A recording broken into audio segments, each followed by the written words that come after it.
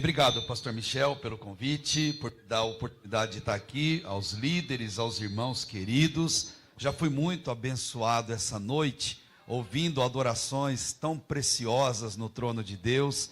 Trago a vocês um abraço da minha igreja, que eu tenho o privilégio de pastorear, a Igreja Batista na cidade de Olambra, aquele mini paraíso ali no interior de São Paulo.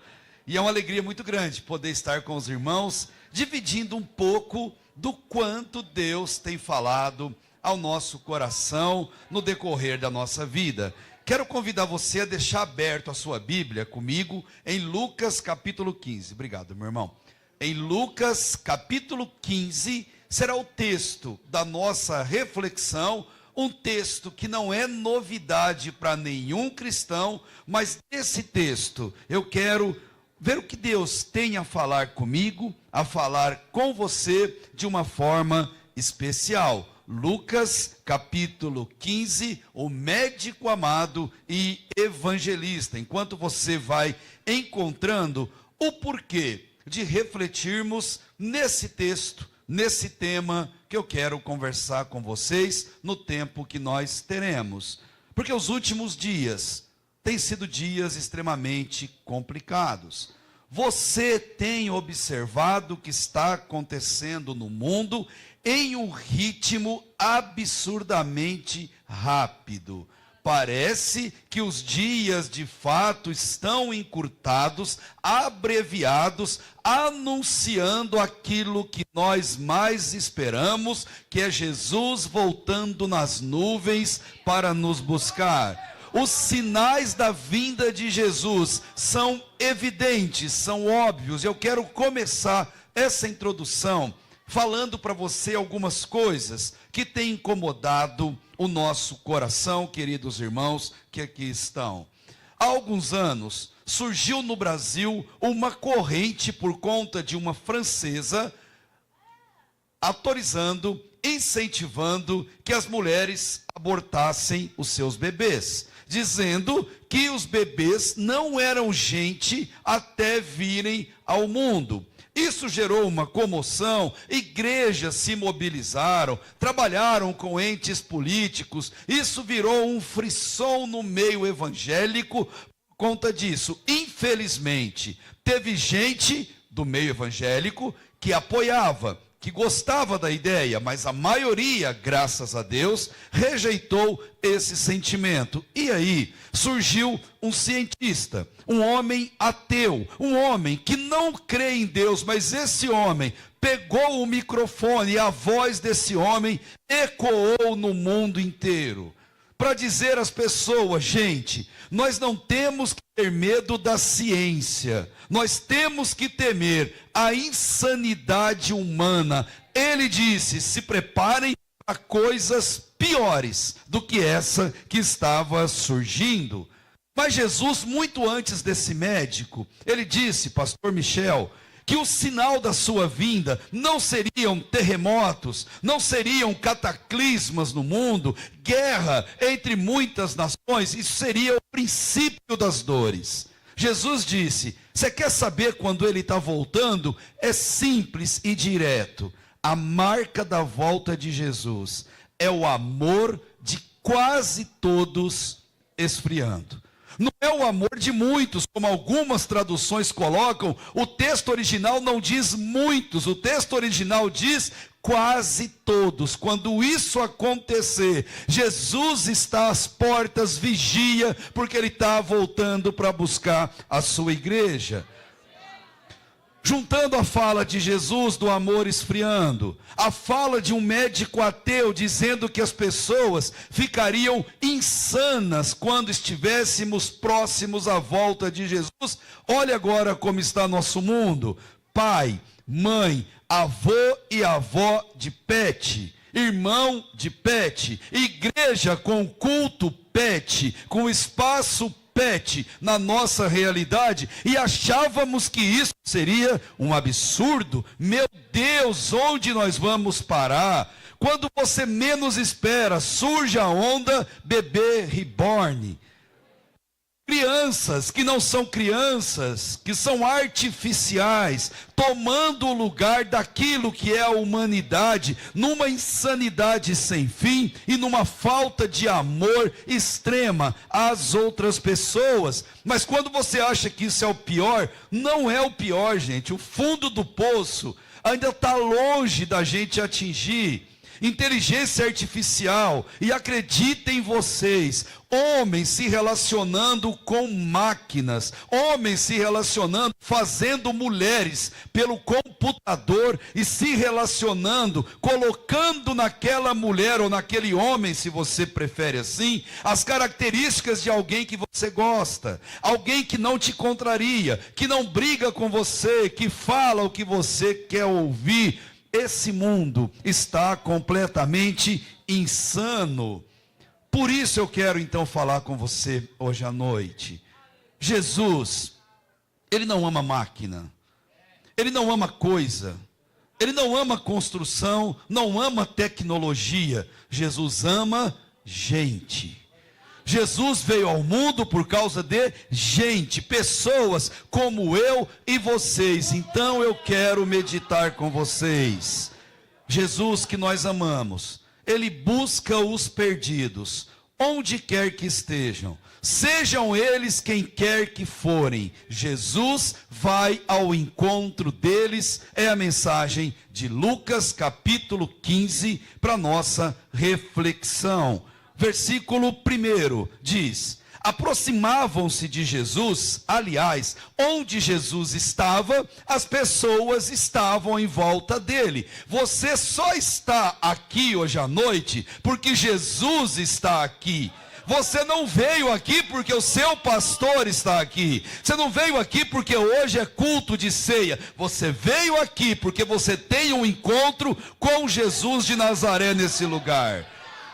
E Jesus, aproximavam-se dele todos os publicanos e pecadores, a ralé da sociedade, aqueles que ninguém aceitava ou queria por perto, para o ouvir. E no versículo 2, e murmuravam, como lá em João capítulo 6, que o pastor Michel fez a leitura, e murmuravam os fariseus e os escribas, sabe quem? Os religiosos daquela época, dizendo: como pode Jesus receber pecadores e comer com eles? Eles não sabiam que Jesus ama pessoas, se importa com pessoas. Deus ama tanto o ser humano que mandou o seu próprio filho se tornar homem e vir a esse mundo. E Jesus se tornou homem, gente, por uma razão muito simples, que é difícil de entender. Ele se tornou homem para sentir as nossas emoções, para saber o que é ser um ser humano. Então, quando você chora, Jesus sabe o que é chorar. Ele sabe a dor de uma lágrima.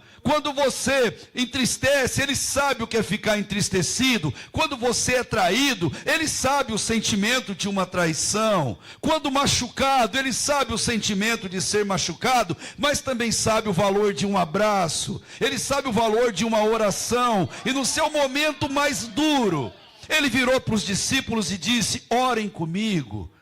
Eu só preciso de oração, eu só preciso de alguém que me estenda a mão. E eles dormiram ao invés de orar com Jesus.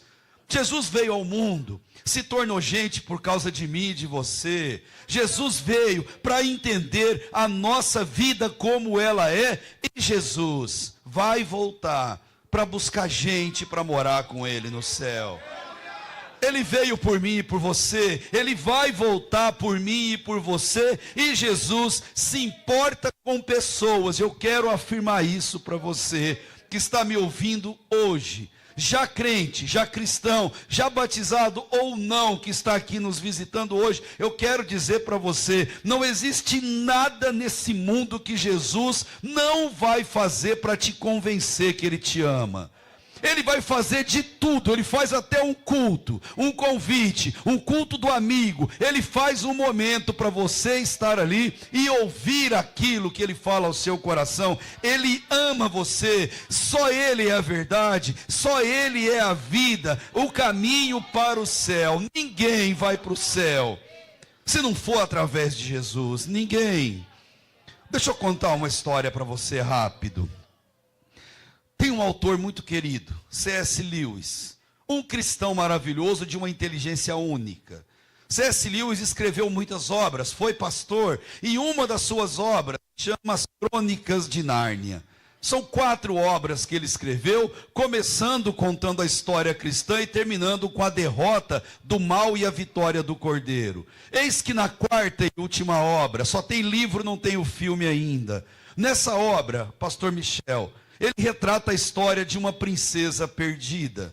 É uma menina que está perdida em meio a uma floresta. Essa menina significa a vida de todo cristão na terra. Eu e vocês, nos primeiros 3, eram 4 garotos, os 4 cantos do mundo. Agora é uma menina que representa todos nós. Em meio ao seu momento no meio da mata, ela fica com medo, apavorada e uma sede absurda.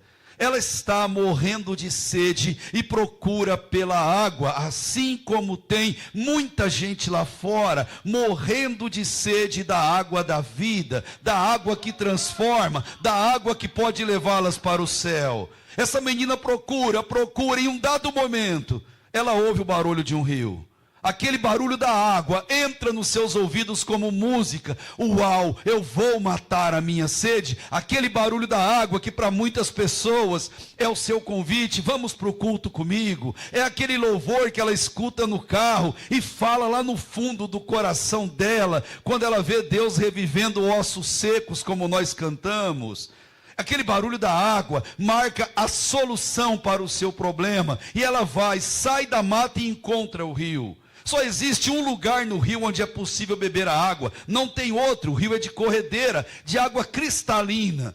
O problema é que para beber a água no único lugar possível, tem um leão deitado ali. E esse leão é grande, poderoso. Representa Aslan, ou Jesus, o leão da tribo de Judá na história. Para beber a água da vida, ela teria que passar pelo leão. Não tem jeito, não dá para viver uma vida salva, perfeita, santa, abençoada, se não for por meio do leão da tribo de Judá.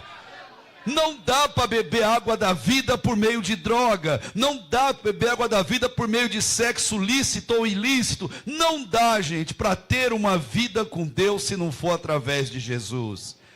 A menina se vira para o leão. Ela está com medo e com sede ao mesmo tempo e diz: Senhor leão, o senhor poderia sair para o cantinho para eu poder tomar água?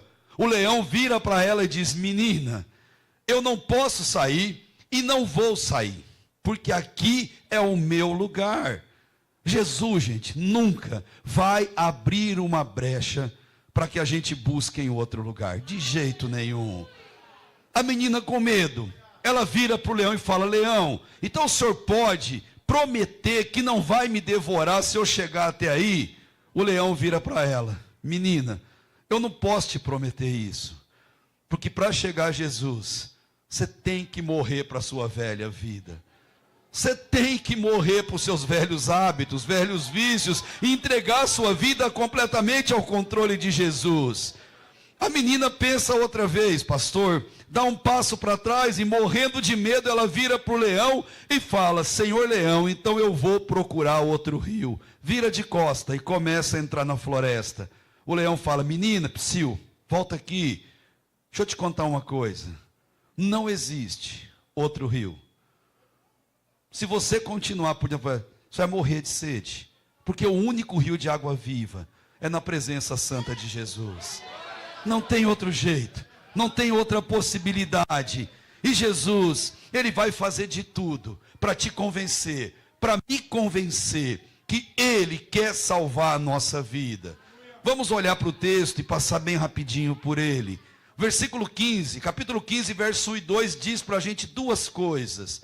Que primeiro, chegou a Jesus publicanos e pecadores, versículo 1. No versículo 2, chegou para Jesus religiosos, escribas e fariseus. Vocês sabem o que os fariseus e escribas acreditavam? Primeiro, que só eles iriam para o céu. Só eles. Suas esposas, não. Suas filhas também não, porque mulher não ia para o céu. O papel de mulher era dar filho aos homens e cuidar da casa. Mais nada, mulher não era considerada uma alma, um espírito vivente na cultura de um fariseu. O fariseu orava pelo menos 3 vezes ao dia, publicamente, de pé, olhando para cima, e batia no peito dizendo assim: obrigado, Senhor Deus, porque eu não sou gentil, porque eu não sou escravo e porque eu não sou mulher.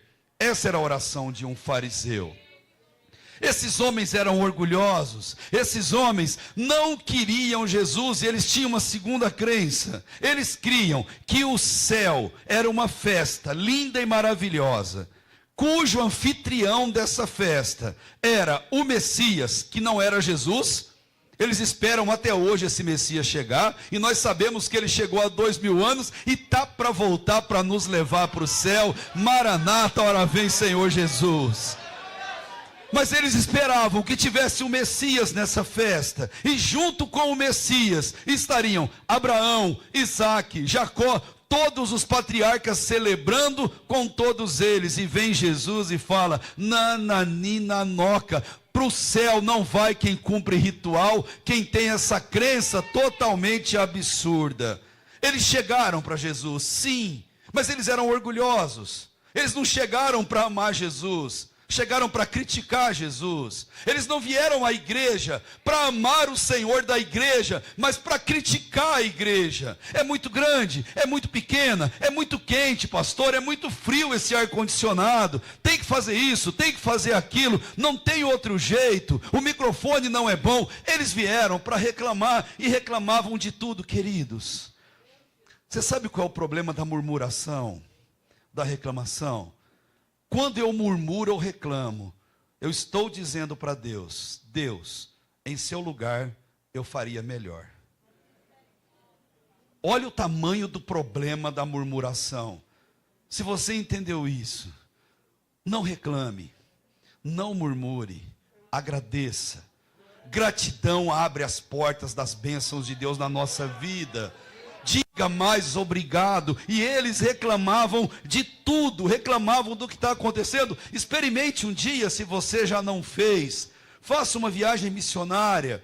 Vá a um bairro mais distante, empobrecido. Vá ao nosso norte e nordeste do Brasil, aos ribeirinhos, aos sertanejos do Brasil. Vá à África e lugares distantes desse Brasil, e você vai ver diante dos seus olhos pessoas que dão a vida por aquilo que você reclama na sua vida.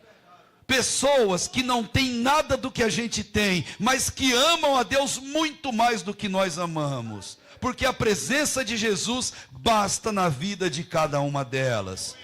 Ali tinham pecadores, eu, vocês, pessoas que sabiam que erravam, pessoas que sabiam que cometiam equívocos em sua vida, queria acertar, mas errava. Quando menos esperava, já tinha falado, e não dá para você correr atrás mais do que você falou. Pessoas que sabiam que eram pecadoras, e vendo Jesus, elas correm para Jesus, porque só Jesus pode nos perdoar e nos libertar dos nossos pecados. Não dá para ser perdoado se não chegar no leão na beira do rio e dizer: Senhor leão, eu estou aqui, me perdoa dos meus pecados. Enquanto os outros, orgulhosos, como eu comentei, mas Jesus veio ao mundo por um e por outro. Ele veio ao mundo pelos pecadores que se reconhecem pecadores, mas ele veio a esse mundo por aqueles orgulhosos que ainda não entenderam o valor de amar a Jesus. Então eu quero te contar 3 histórias muito breves, eu vou encurtar todas elas.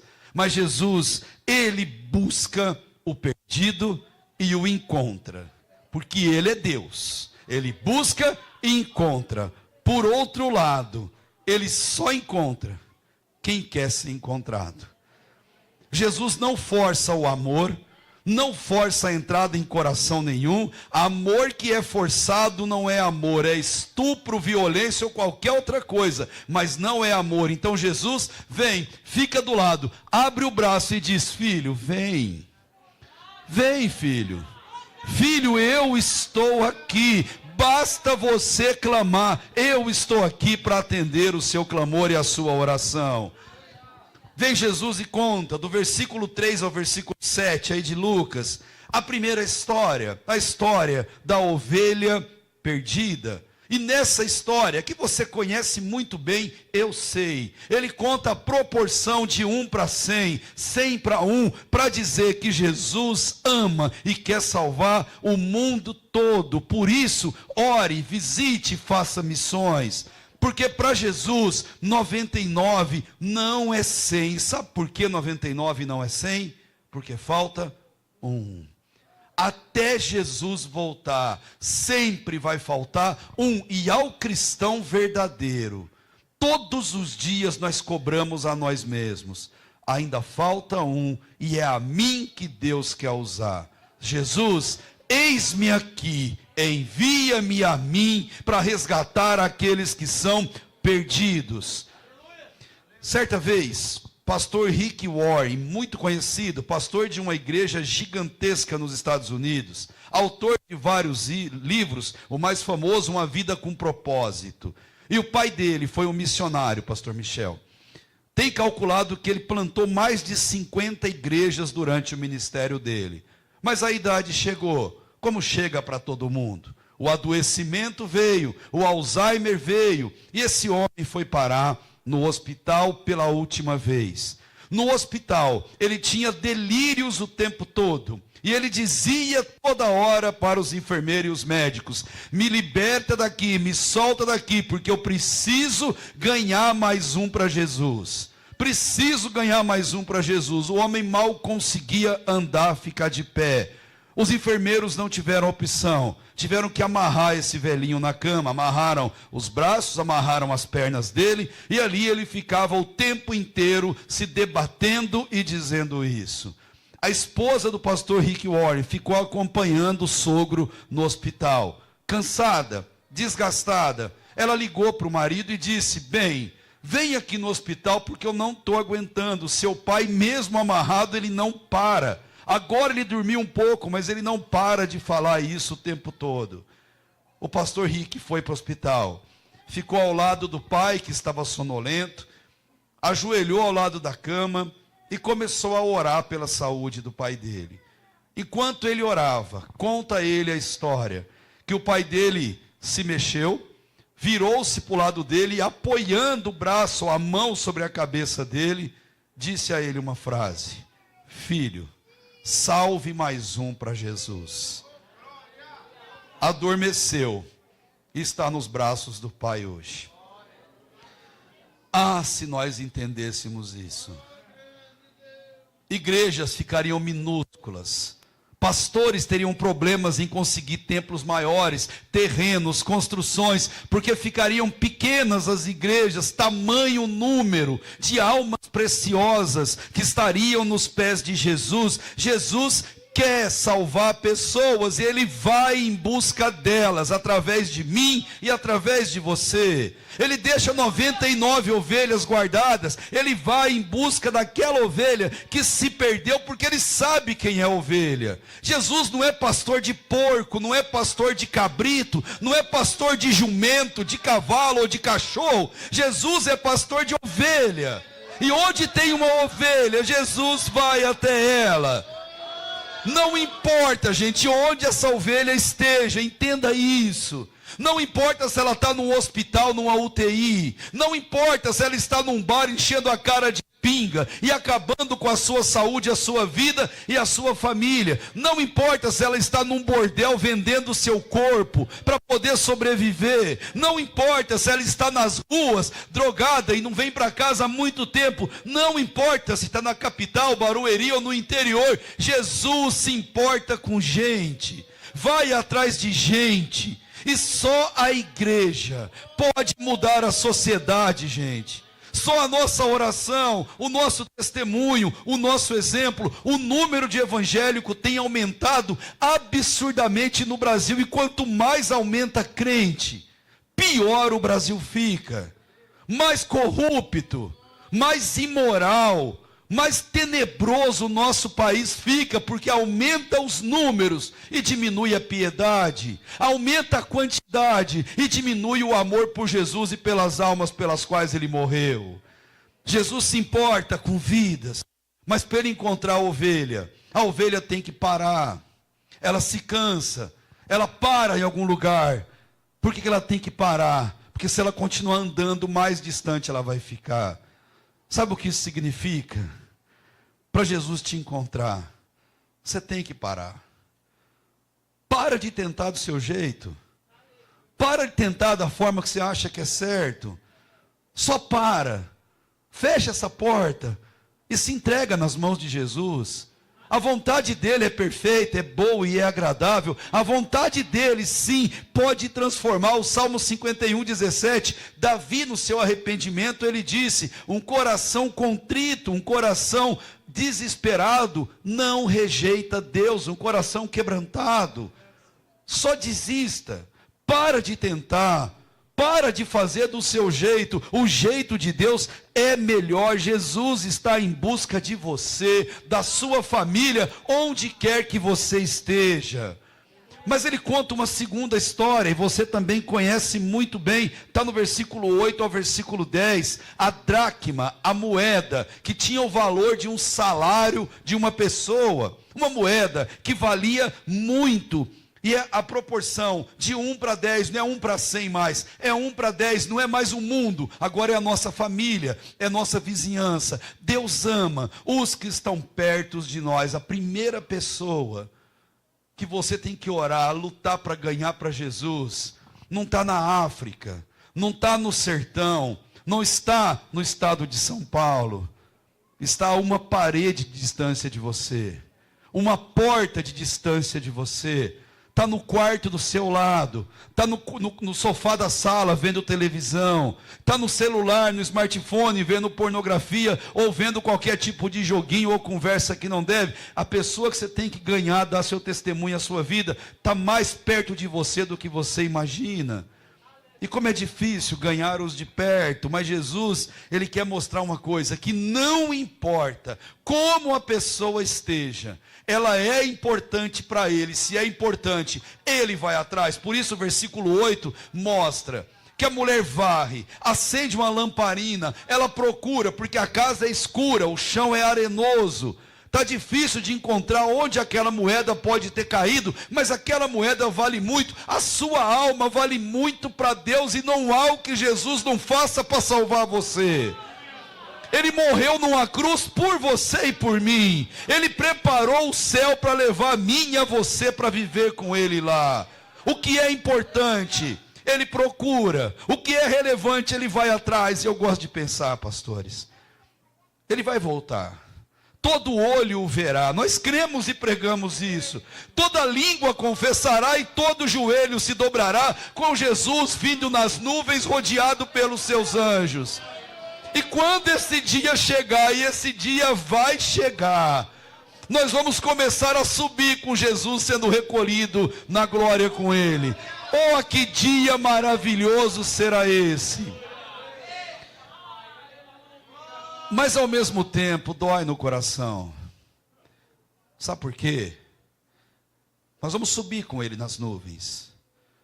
Mas tem gente que eu amo que não vai subir comigo. E gente que eu amo muito. Se ele voltar hoje, a minha mãe não sobe comigo. O meu pai não sobe comigo.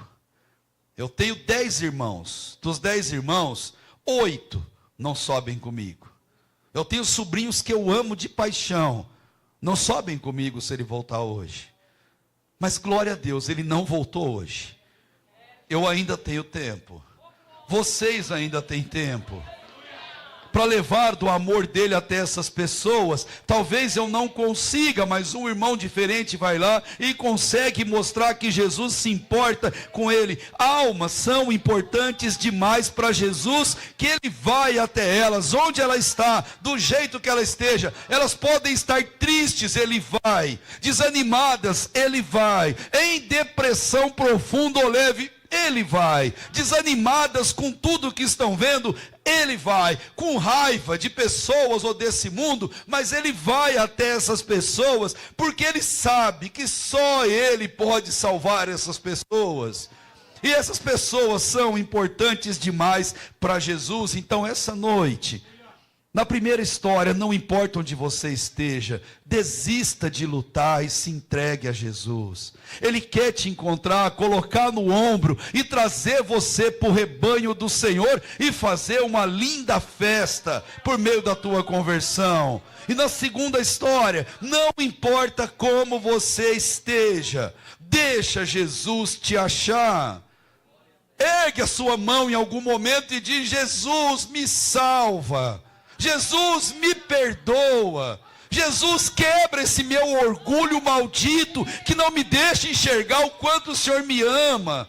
Jesus, entra no meu coração, perdoa, Deus, os meus pecados. Você é importante para Deus. Ele pagou pela sua alma o sangue do próprio Filho na cruz.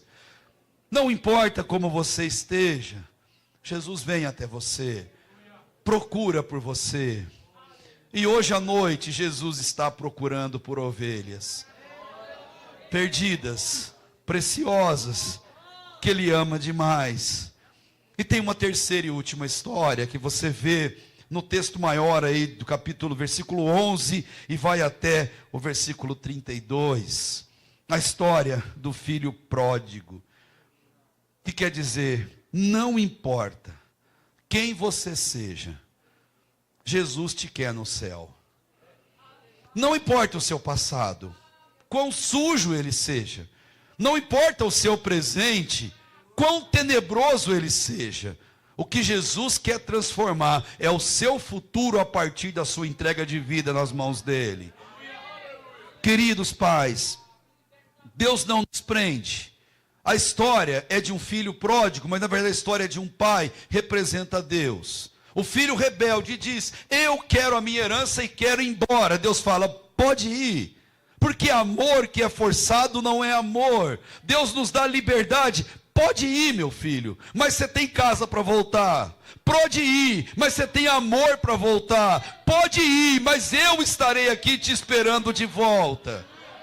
E o jovem vai, gasta tudo que tem, é claro, no mundo de pecado, gente, tudo que temos não é nada, se vai pelo vão dos dedos. Esse jovem vai, você sabe da história, gasta tudo, ao ponto de ter que dividir lavagem com porco em chiqueiro. Esse homem vai morar numa pocilga, cheiro de porco, gosto de porco, tudo de porco na vida desse homem. Mas tem uma coisa linda no verso 17, olha aí, então caindo em si. Ah, esse ponto é fantástico. Sabe o nome disso? Memória afetiva. Em algum momento, em meio ao sofrimento, o cérebro dele deu um estalo, e sabe o que foi? Ele se lembrou. Ele se lembrou. Queridos, criem igrejas, memórias afetivas nos seus membros, nos seus filhos, nos seus cônjuges. Façam da igreja o lugar mais gostoso e divertido para os seus filhos estarem. O lugar mais acolhedor para os seus filhos estarem. Trate bem todo mundo com um sorriso no rosto. Diga: aqui é sua casa, sinta-se muito bem para estar conosco. Crie memórias, porque quando a pessoa sair dos caminhos de Deus, e isso pode acontecer com qualquer um. Eu não sei se você sabe, mas na minha carreira policial, olha o número da estatística. 90% de presidiários em São Paulo, eu disse 90, você não entendeu errado, vieram de uma igreja evangélica. Filhos de evangélicos, membros de igreja evangélica, que em algum momento se perderam na vida. Recuperação de drogado, qualquer uma que você foi em São Paulo, no mínimo 70% vieram de lar evangélico. Vieram de um povo evangélico. E sabe por que isso? Porque se perder no caminho, gente, não é exceção, mas o que Deus quer falar ao nosso coração. Crie memórias. É o que vai fazer eles voltar. Pai e mãe, você ama a Bíblia? Você vem na EBD? Quantas vezes seus filhos te vêm lendo a Bíblia em casa? Quantas vezes seu filho abriu a porta do quarto para pedir alguma coisa e viu você de joelho? chorando, clamando a Deus: Deus, salva meu filho. Quantas vezes ele chegar em casa, estava você na sala, com a Bíblia no colo, lágrima nos olhos. Quantas vezes te pegou na mesa do café, do jantar, falando com Jesus, emocionado pelo quanto Jesus é maravilhoso e é fantástico em nossa vida. Cria memórias afetivas. Mostre o quanto você ama a igreja, por tudo que é mais sagrado. Eu não sou da Assembleia de Deus, eu sou da Igreja Batista, bato nessa tecla, por tudo que é mais sagrado. Nunca fale mal da sua igreja perto da sua família. Aliás, não fale mal com ninguém, mas não fale mal perto da sua família. Não menospreze a autoridade desses homens. Não menospreze o capricho desses que cantam com tanto carinho e preparam louvores, porque ao fazer isso, está matando memórias afetivas. Crie memórias afetivas. O jovem, ele caiu em si. E quando ele caiu em si, sabe o que ele lembrou? Olha onde eu vim parar, gente. Lá na casa do meu pai é tudo limpo, é tudo cheiroso. Na casa do meu pai tem glórias, aleluias, louvores e palavra.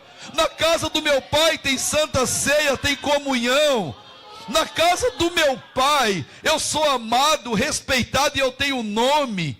E aqui no meio de porco eu estou brigando por comida. Ele caiu em si e ele disse: eu vou voltar. Verso 18: levantar-me-ei. O que fez ele dizer isso?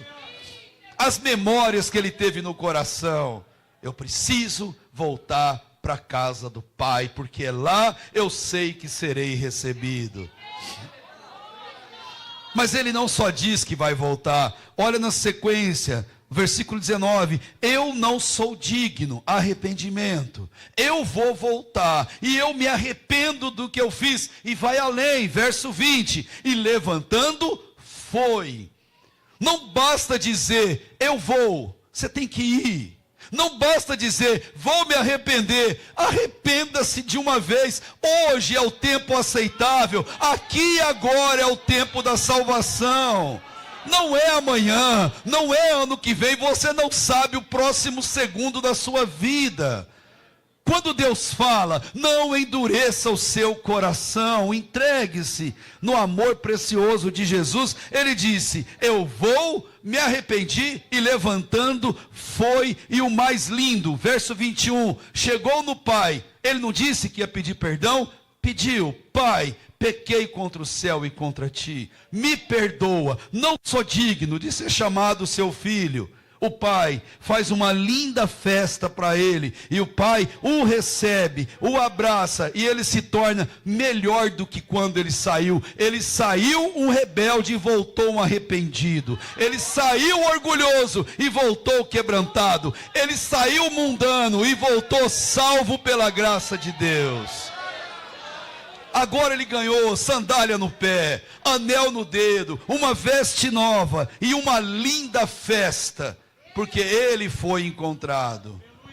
É a ovelha perdida, a moeda perdida e o filho pródigo. Agora eu volto no versículo 1 e a gente encerra.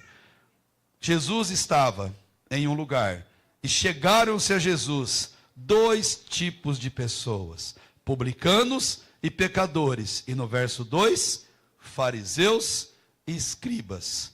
Um veio ouvir e clamar, outro veio reclamar.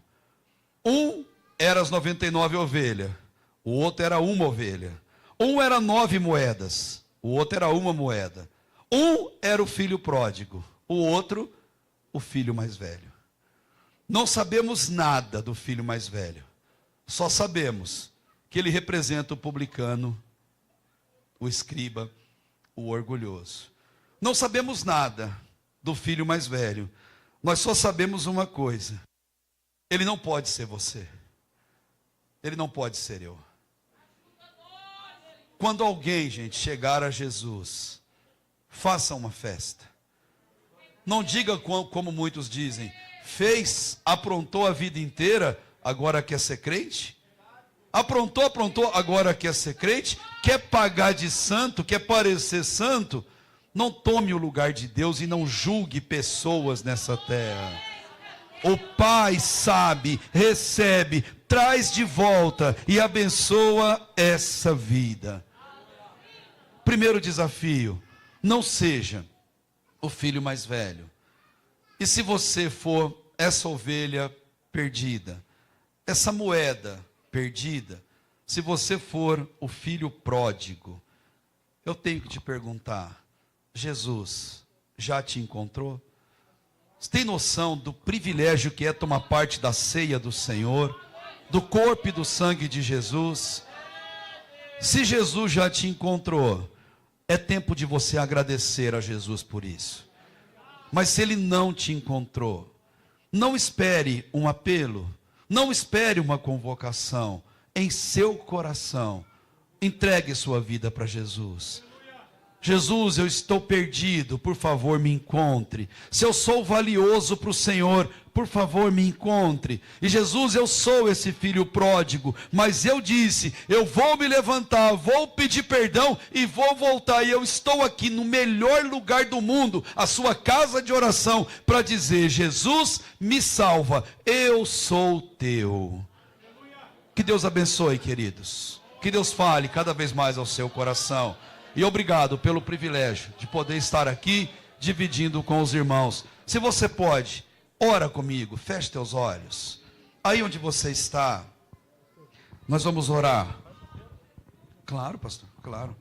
Nós vamos orar e nós vamos falar agora com Jesus. É o momento de você expressar a sua gratidão ao Senhor. Feche teus olhos. Se possível, não olhe para ninguém. Feche teus olhos, para que pelos olhos da fé você possa contemplar o amor precioso de Jesus. E imaginar Jesus carregando alguém nos ombros, no colo e trazendo para o seu aprisco. Jesus procurando aquela pessoa perdida, porque ela é valiosa demais para Ele. Ore ao Senhor nesse momento. E eu